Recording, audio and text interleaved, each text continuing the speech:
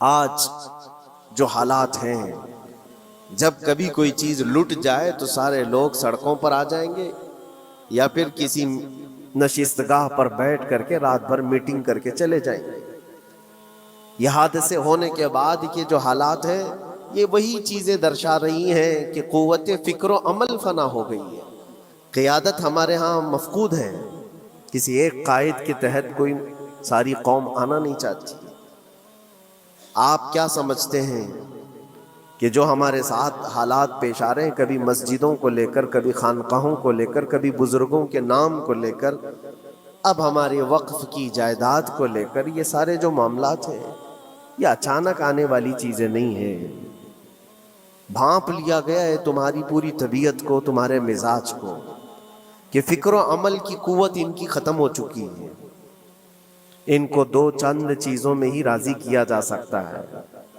دنیا یہ سمجھ رہی ہے، جس کی وجہ سے کھلواڑ پر کھلواڑ ہوتے چلے جا رہے ہیں، اور ان کو یہ بھی پتہ ہے کہ یہ کچھ نہ کر سکیں گے۔ میرے عزیزو، آپ نا امید اور مایوس نہ ہو کہ ہم سے کچھ نہیں ہوگا۔ اللہ کریم چاہے تو ایک بندے سے بھی پوری دھرتی پر زلزلہ لا سکتا ہے۔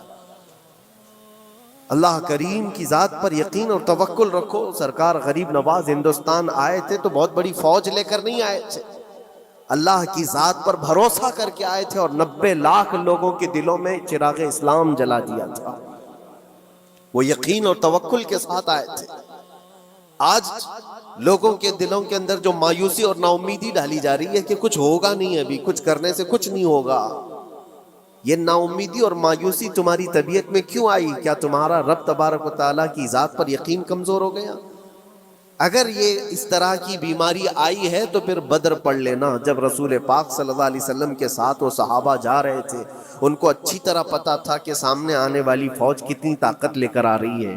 1000 لوگ آ رہے ہیں، ہاتھی گھوڑے ان کے پاس، ہتھیار اور اسباب ان کے پاس ہے، کھانے پینے کی مزے کی ساری چیزیں لے کر کے آ رہے تھے مکہ والے، اور ادھر صحابہ ننگے پیر ہیں۔ 313 کے پاس 4 گھوڑے ہیں، پیدل چلے آ رہے ہیں، چھاؤں لینے کے لیے کوئی جگہ تک نہیں ہے ان کے پاس۔ ایک کھجور کسی کے پاس ہو تو 10 لوگ اس پر اکتفا کر لیں۔ فاقے پر فاقہ کرنے والے وہ صحابہ، لیکن انہوں نے یہ نہیں کہا کہ اللہ کے نبی صلی اللہ تعالیٰ علیہ وسلم سے کہ ہمارے پاس اسباب کی کمی ہے، ہتھیار کی کمی ہے، کچھ نہیں، ہمارے پاس سواری نہیں ہے۔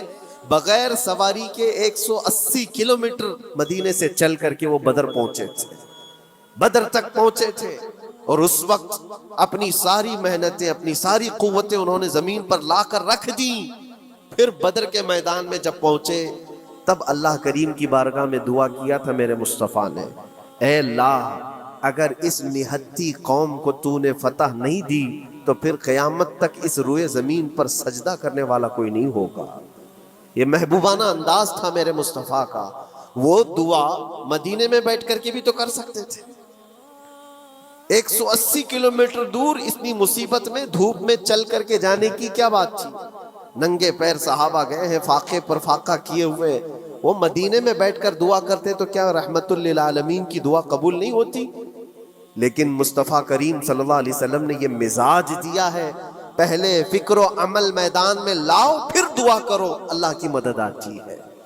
یہاں ہم بیٹھ کر کے یہیں سے دعا کرتے ہیں، کچھ کرنا نہیں ہے، بدلنا نہیں ہے، اور فکر و عمل کو لانا نہیں ہے، تو پھر صرف یہاں بیٹھ کر کے دعا کرنا، یہ تو میرے عزیزوں عورتوں کو اس سے ذمہ داری دی گئی ہے کہ تم میدان عمل میں آ نہیں سکتی، تم اپنے گھروں سے دعا کرو اپنے بھائیوں کے لیے۔